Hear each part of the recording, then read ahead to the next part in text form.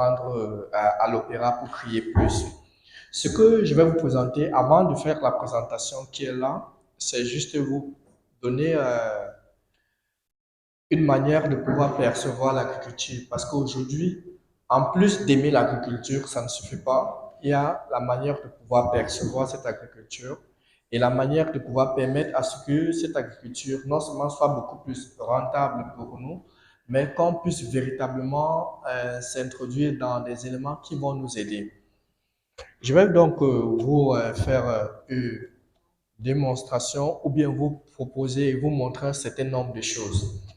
Lorsque j'étais là au mois de janvier, j'ai eu à montrer, puisqu'on venait juste de récolter, vous connaissez ce qu'on appelle le bon maïs, non? Le bon maïs. Maïs popcorn. Bon, c'est en Côte d'Ivoire qu'on appelle ça bon maïs. Ailleurs, les autres disent popcorn, c'est la même chose. Donc, la particularité, chez vous, c'est ce qu'on appelle donc le bon maïs. Pourquoi est-ce que je vous parle aujourd'hui? Demain, lorsqu'on sera sur le site, on va vous présenter donc des semences de bon maïs qui seront mis pour ceux qui vont vouloir donc s'acquérir, acheter le bon maïs pour pouvoir le produire. Et je vous explique. Nous sommes dans un environnement où on a l'impression que bien articuler le français et comme la langue de Molière, se placer dans des plateaux et pouvoir ingérer les autres nous rend grands. Le problème, c'est que s'il y a un certain nombre de petites choses dont on ne peut pas être capable de pouvoir lutter de manière intellectuelle, personne ne le fera à notre place. Parce que demain, lorsque ceux qui vont vouloir faire la production de campagne de bon maïs qui arrive actuellement, je vais juste les expliquer l'historique. Les semences qui vous seront présentées demain et pour ceux qui vont vouloir lancer pour cette campagne, elle va du fait de l'observation que 98% du bon maïs qui est consommé en Côte d'Ivoire provient soit, on a donc 66% qui provient de l'Afrique du Sud, on a près d'une vingtaine pour 20 à 22% qui viennent de l'Argentine, pas du bon maïs que vous avez sur le marché. Et puis on a une faible proportion qui vient aussi du Kenya et puis il y a d'autres dont on ne peut pas retrouver les traces, mais très peu. Donc, ce qui est là, c'est que près de 98% du bon maïs qui est consommé en Côte d'Ivoire vient de l'extérieur. D'accord. Sauf que ce maïs qui est vendu sur le marché à travers tout le territoire sont des semences non reproductibles. Ça veut dire que si vous prenez ce bon maïs et que vous voulez reproduire ce bon maïs, vous n'aurez donc pas le résultat parce que ce sont des semences stériles. Et lorsque ces semences stériles sont faites de manière stérile, rappelez-vous, j'ai dit qu'il vaudrait mieux avoir 5 personnes qui sont des multiplicateurs de semences que 5000 personnes qui vont produire donc l'avocat. Ça serait pareil. Vaudrait mieux avoir 5 personnes qui seront donc les multiplicateurs des semences de bon maïs que d'avoir 5000 producteurs de bon maïs qui doivent à chaque fois dépendre de cette semence.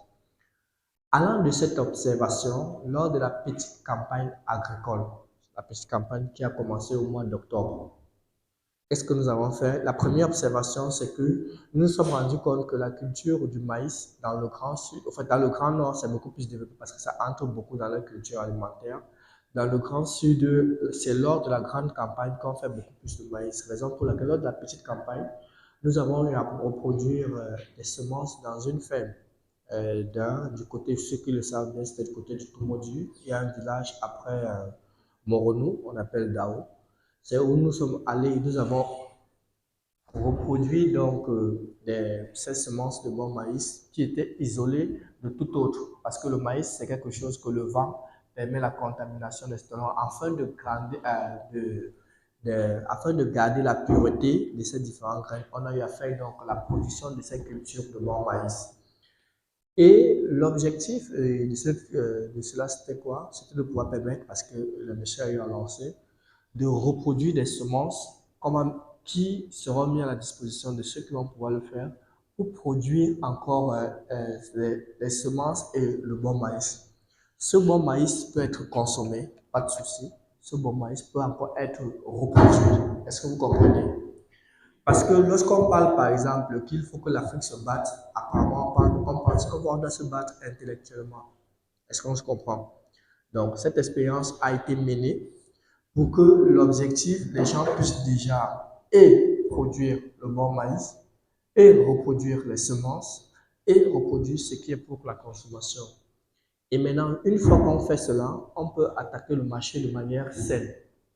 Il n'y a aucun vendeur qui va refuser de prendre un bon maïs qui pop parce que ça éclate sans souci et qui non seulement est vendu à un prix accessible. Personne ne peut refuser cela. Je le dis parce que au moment où je faisais la formation au mois de janvier, il y avait encore des étapes à pouvoir faire et nous sommes au mois de mars, il y a eu la récolte, c'est pour ça que je vous avais présenté plutôt les épis.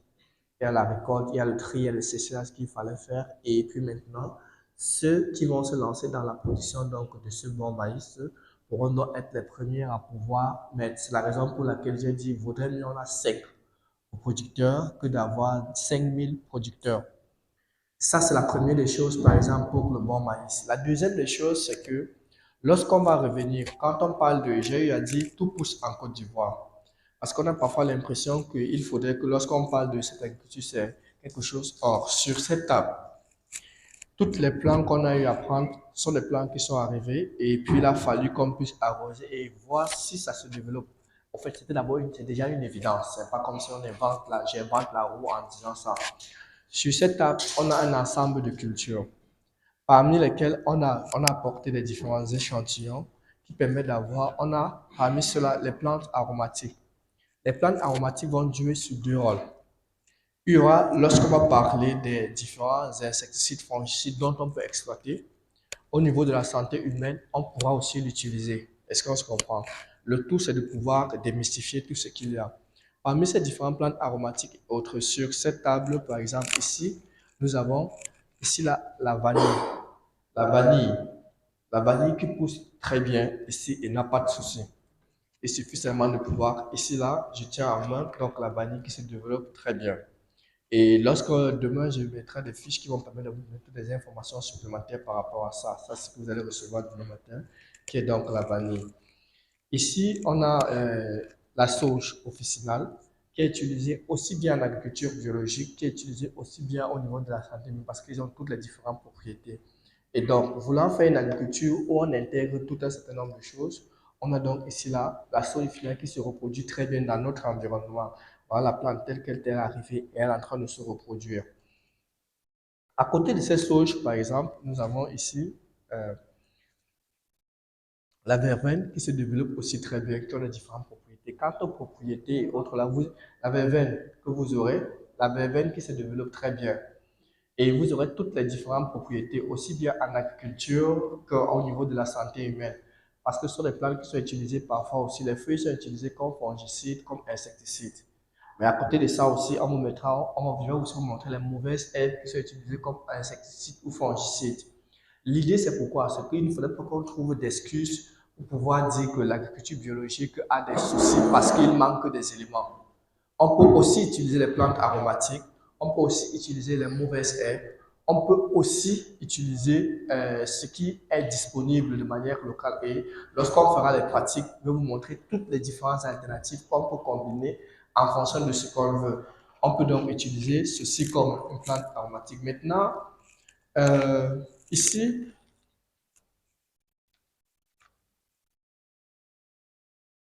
voilà. Ici, nous avons le plant de laurier. Donc, le plant de laurier, dont les femmes sont mieux placées pour connaître quelles sont les différentes utilisations. L'objectif ici, là, c'est de vous faire comprendre que tout ce qu'on a parfois l'habitude de banaliser, on peut donc produire cela simplement et notre environnement est propice pour ça. Quel que soit l'endroit où on soit, lorsqu'on a mis en place, on a le plan et puis on arrose, on a donc le retour qu'il faut par rapport à ça. À côté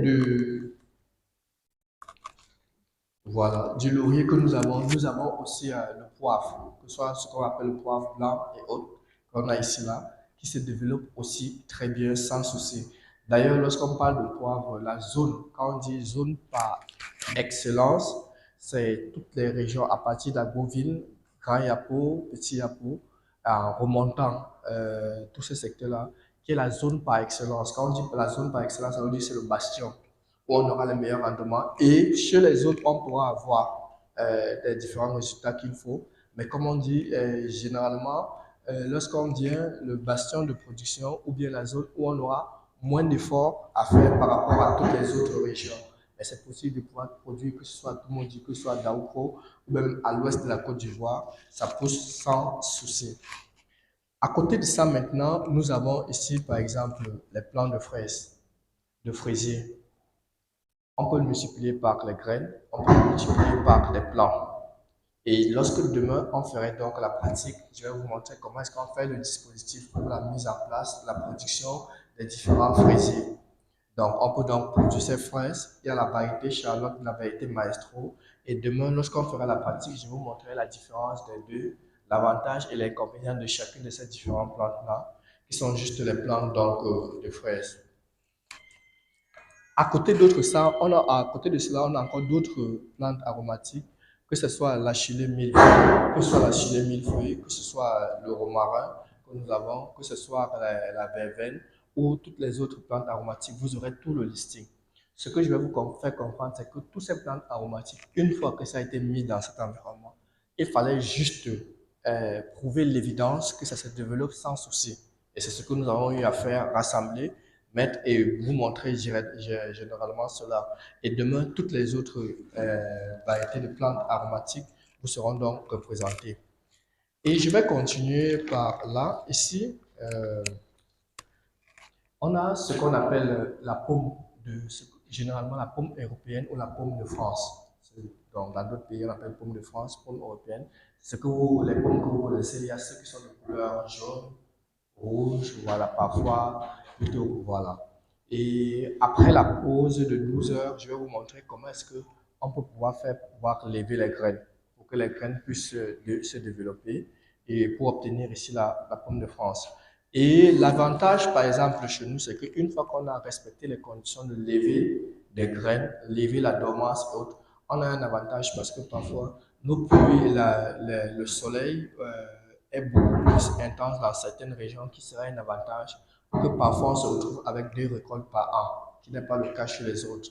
La difficulté, c'est juste pour lever la dormance, la température qu'il faut pour que la graine puisse lever. Je vais vous montrer comment est-ce qu'on le fait tout à l'heure à la deuxième partie. Mais une fois que c'est fait, donc on pourra facilement faire la production de ces différentes cultures. Ici, là, j'ai donc les agrumes. Parmi les agrumes, ici, on a le mandarinier, le pamplemoussier. Et puis demain ou après-demain, on va aussi venir probablement les, la clémentine. La clémentine, donc, on a sur nos différents marchés. Et comme on le dit, la raison, c'est quoi? C'est qu'une fois qu'on a les cultures, nous aussi, nous pouvons produire ces différentes clémentines. Mais l'objectif que vous devez garder en tête, c'est que si on veut faire la production de clémentines, sachant qu'il faudrait qu'on puisse être plutôt des reproducteurs au lieu d'être des producteurs. Parce que si on a des reproducteurs, on serait toujours dépendant. Si on a des reproducteurs, en ce moment-là, on devient indépendant et ça permet de pouvoir se développer sur certains points. Raison pour laquelle l'une des idées au départ, c'est pour que lorsque vous allez mettre vos différents agrumes sur vos cultures, vous puissiez mettre en place, parce qu'à la fin, lorsque ça va produire, vous puissiez obtenir des greffons qui vont permettre de pouvoir faire la multiplication des greffages. C'est-à-dire, quand je fais ma plantation maintenant, l'objectif, c'est que quand ça va produire les fruits, ce n'est qu'un bonus.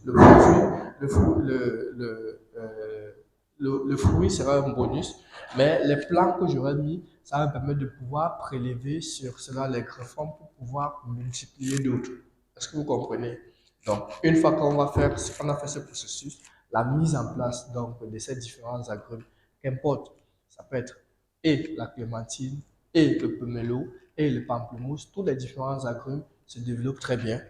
Raison pour laquelle il est important que les uns et les autres puissent apprendre maintenant comment est-ce qu'il est important. Et pour avoir cette stratégie, il faudrait que chacun puisse avoir les différents types de variétés qui s'adaptent. Parce que quand on a ces variétés dans nos plantations, ça va permettre à ce qu'on puisse donc adapter les cultures ou la mise en place de ces culture en fonction de ce que nous avons, en fonction du marché qu'on va reprendre plus tard. Et ici, là, nous avons donc la culture d'avocatier. Où? J'ai oublié.